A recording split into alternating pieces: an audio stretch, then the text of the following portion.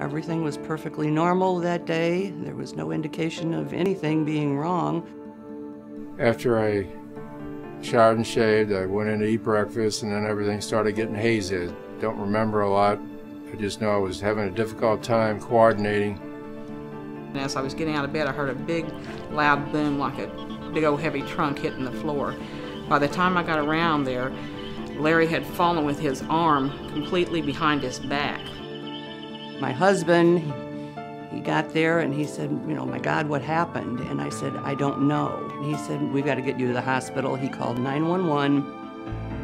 Tried to pour my cereal out and spilled it. Eventually wound up on the floor. I couldn't get up. Barb came into the kitchen. She just kind of screamed. And of course the slurring started, and I said, oh, Larry, you're having a stroke. I was just 33 when that happened.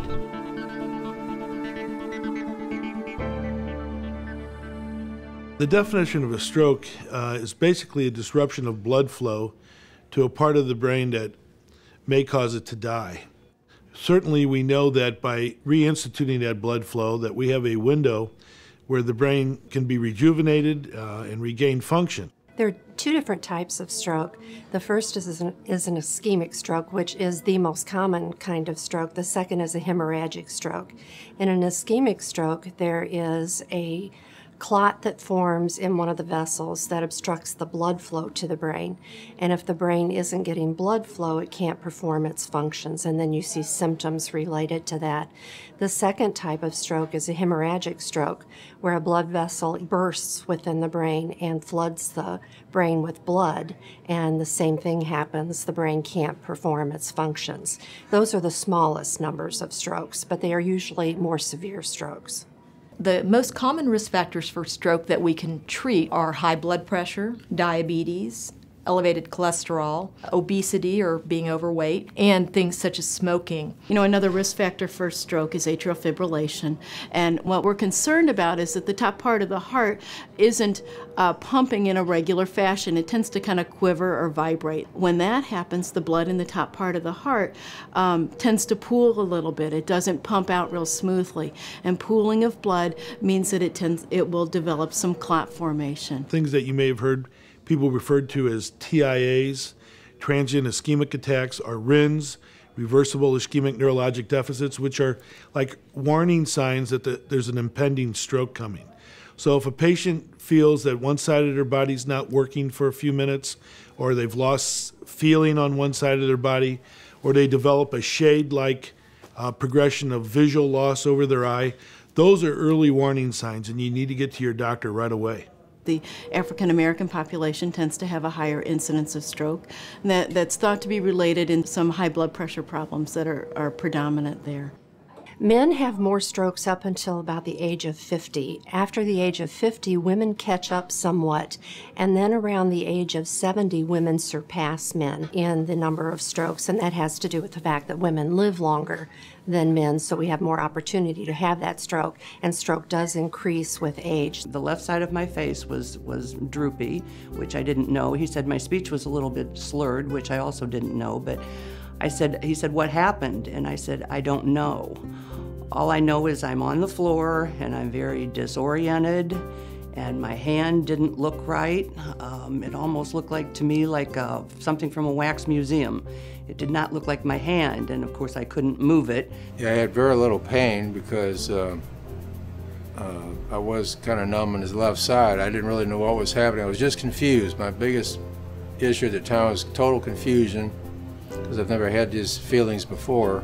He couldn't move his left arm or his left leg, that's why he couldn't get up. I didn't even know that there were symptoms. Now we know that what I was going through for, 5 minutes or so was actually symptoms. When it comes to stroke, the National Stroke Association recommends that you think of the word FAST, F-A-S-T. You would notice a change in the face, weakness of the arm, change in speech, and when you notice these things, then time is of the essence. The first thing to do, of course, is call 911. And if you come by ambulance, the EMS workers are trained to recognize the signs and symptoms of stroke.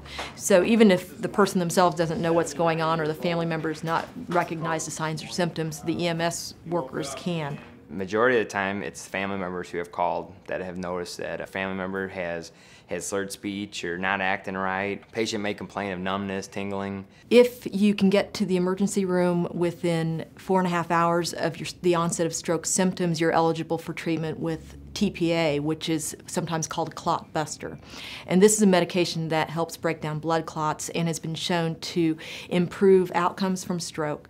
We like to get a CT within 10 minutes of arrival to the emergency room. We can determine right away whether it's a bleeding stroke, in which case one wouldn't be eligible for getting TPA, or an ischemic stroke where you would be candidate.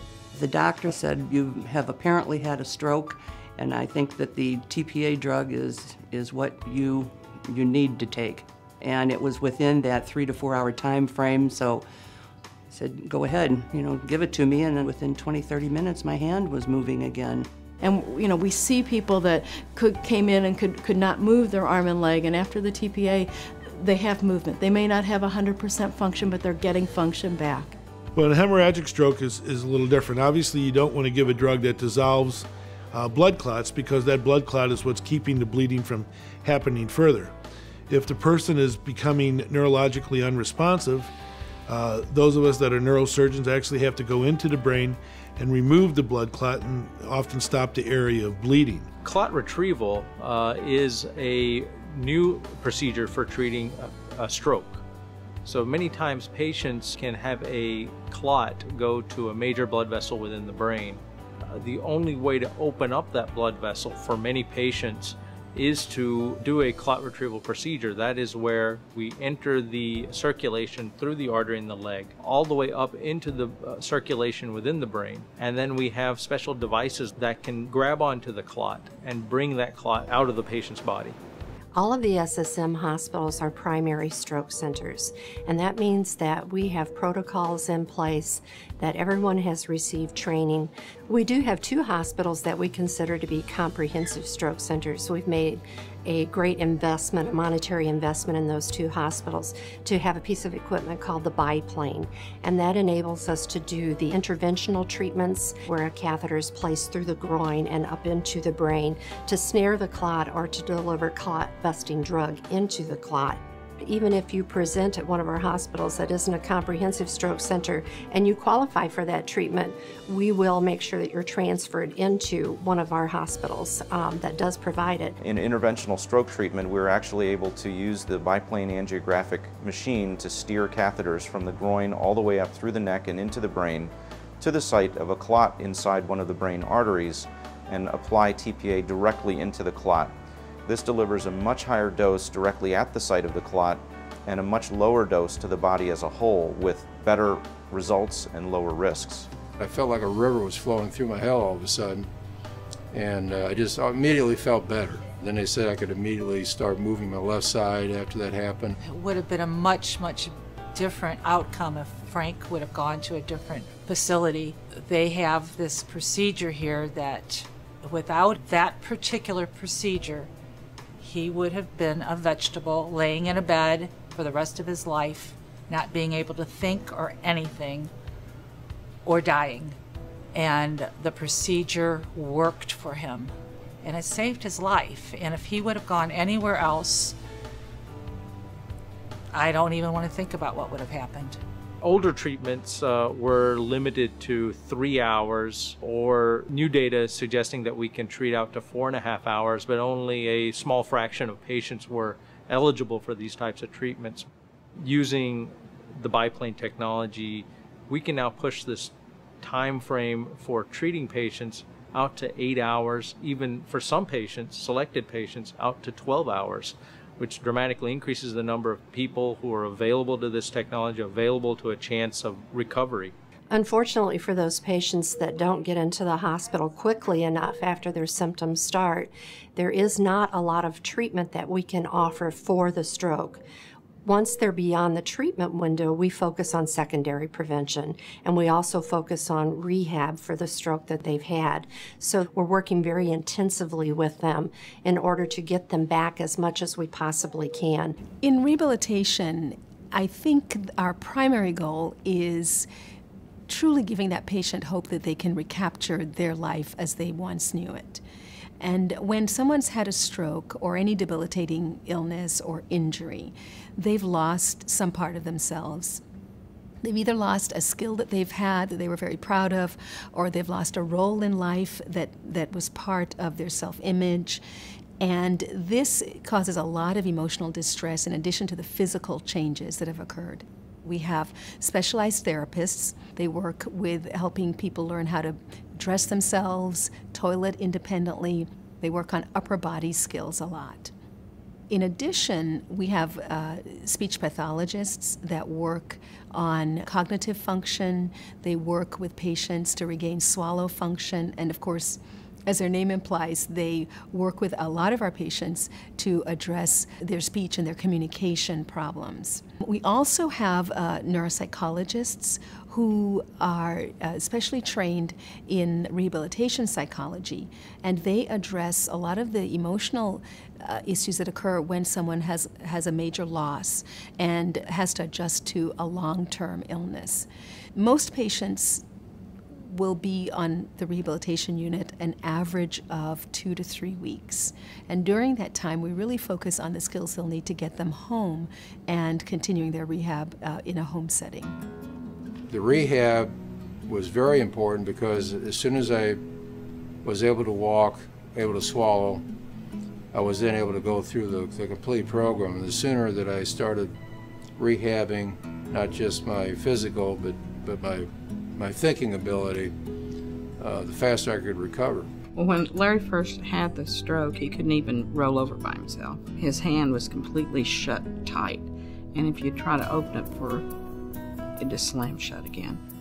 When they tried to set him up on the bed for the first time, he had no balance. He made such miraculous steps so quickly. From that moment on, he was in a wheelchair for probably a week before they got him standing. By the time he left the hospital, I told him that he was going to walk out of that hospital, and he did. Sometimes I'm surprised about how far I've come, but mostly I'm just thankful about how far I've come, that I've been able to do that. All hospitals are not stroke centers, and it does make a difference. You do not receive the same sort of care. It is possible that you might receive TPA, but it may not be in as timely a fashion, and you wouldn't get all of the secondary stroke prevention that you get at a primary stroke center. Many times the symptoms are not clear, or many patients assume that they're going to get better. But if they don't get better, that is time that you have lost for a chance at recovery. And that's damage that has occurred that can't be repaired. So if there's ever the suggestion of a stroke, get to your emergency room as soon as possible. I am just so glad that I'm not one of the people that say, oh, if I don't feel better by tomorrow morning, I'll call the doctor. Because it would have been too late for the drug, and I doubt that I would be like I am right now. I've been very determined that I am not going to let this make me old. I'm going to get back to the way I was, and I want to be as active as a 36-year-old man ought to be. We bought some bicycles, and we took them out and rode a short distance, and it went well. He walked Julie down the aisle. He was amazing to watch. He could remember everything at the wedding, and he got to dance with her and give her away and all that good stuff that dads do, and it was an awesome, awesome time. The responsibility is on the patient to get here, to get to one of our SSM Neuroscience centers where we can evaluate for the stroke. So if there's ever any questionable symptom, just get here and then leave the rest to us.